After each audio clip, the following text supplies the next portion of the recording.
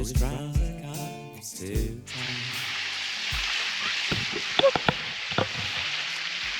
8h du matin, goodbye de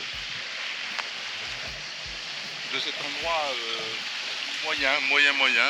Sur le papier il paraissait extraordinaire, mais en fait il y avait énormément de houle qui rentrait dedans. Mais par contre ça a été le refuge de tous les bateaux, donc on était vraiment les uns sans dessus dessous. Donc là j'ai 35 000 à faire pour aller jusqu'à Calypso, qui est tout à fait au nord de l'île de Corfou, qui va être mon dernière nuit en Grèce. Après je vais faire juste un stop dans une petite île qui est pas loin de Erikoussa, la première île que j'avais fait, histoire de raccourcir la traversée entre la Grèce et l'Italie. Donc à Calypso j'ai réservé, et là-bas je vais pouvoir faire le plein de gasoil et d'eau, et c'est à 36 000 d'ici, donc 6-7 heures de navigation, il est 8 heures, donc j'arriverai vers les 15 heures. Je dois y arriver avant les 17 heures, donc c'est tout à fait correct. Voilà, bon, finalement une nuit assez correcte passée ici, même si la houle était bien présente.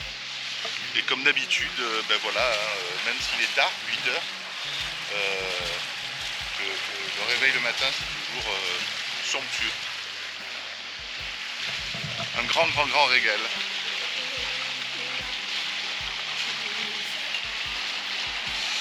Et j'aime bien partir comme ça dès le réveil.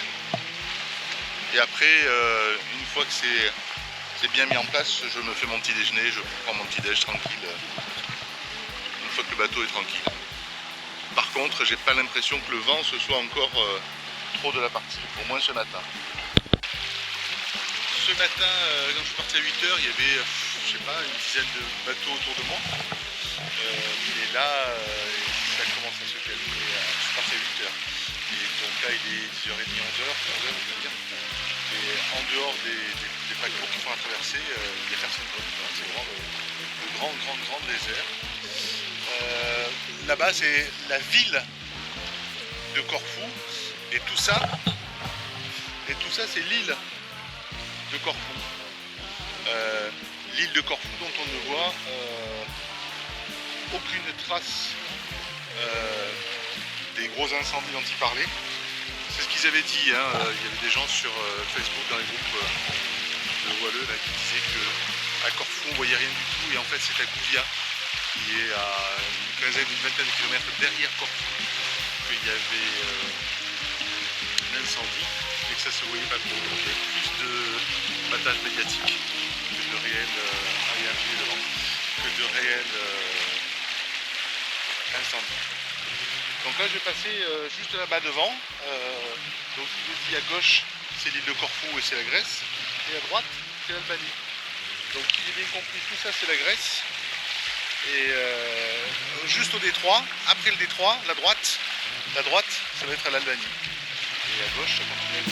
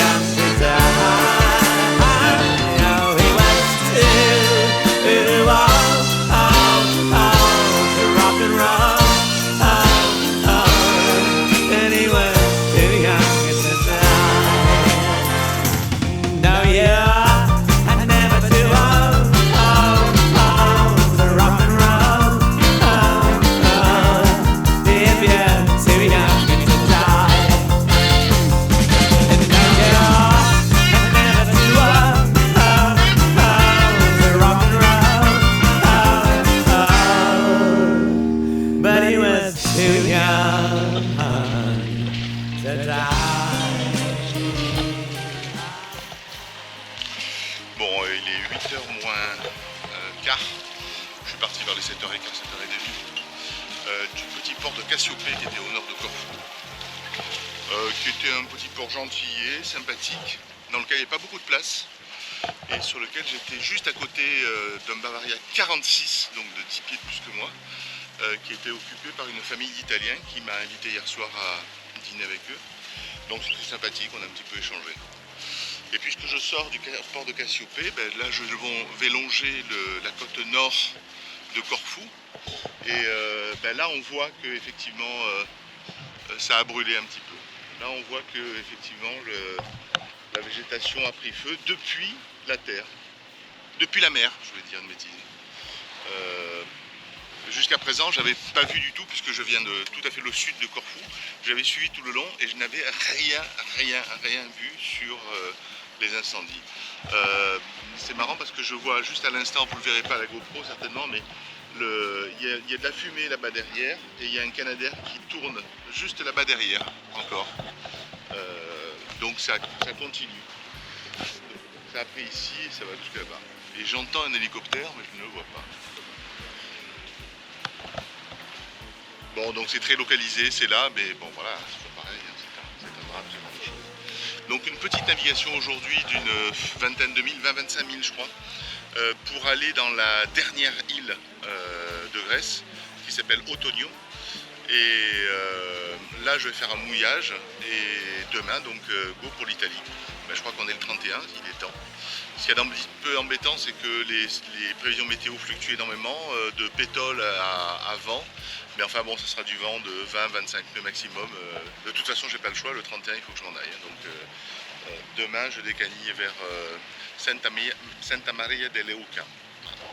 Une petite navigation qui va être 45-50 000 maximum, donc c'est pas dramatique non plus. Si je fais 25 et 50, ça va bien. Si j'avais fait tout d'un coup 80 000, ça aurait fait beaucoup. Par contre, après Santa Maria dell'Euca, il y aura 80 000, ça va être la plus grosse navigation que j'aurai à faire. Voilà. Oula. Donc voilà, j'arrive à la dernière étape grecque de ce périple de cet été 2023.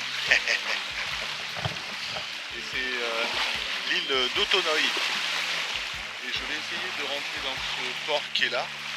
C'est à côté du port, donc c'est une baie qui est juste à côté du port. Mais a priori, je vois qu'il y a beaucoup de mâts qui dépassent, donc je ne sais pas si je vais pouvoir y arriver. Alors Autonoi, pour vous le resituer, c'est l'île qui est juste à côté de, j'essaie de pas me casser la gueule, de celle qui est là-bas derrière. Et celle qui est là-bas derrière, c'est Erikoussa, qui fut ma première île lorsque je suis arrivé en Grèce. Je suis passé par là devant. Je suis allé sur Erikoussa. Donc ben voilà, là je suis à Autonoi pour la dernière. Il fait un temps splendide. Bon, pas de vent du tout. Il y a eu une rafale à un moment donné, j'ai cru que ça allait se lever, mais non, rien. Il est midi, donc je suis parti, il était 7h30 ce matin, là il est midi, donc il y avait 20 000 à faire. Je vais me reposer ici, voir si je peux me balader un petit peu sur l'île.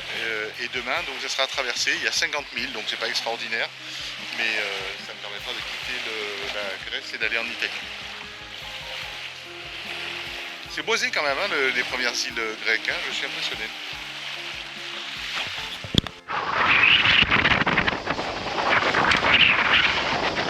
Bon, vous n'allez pas entendre grand chose, je suppose, à cause du vent, mais je vais faire ça comme ça, j'en sais rien.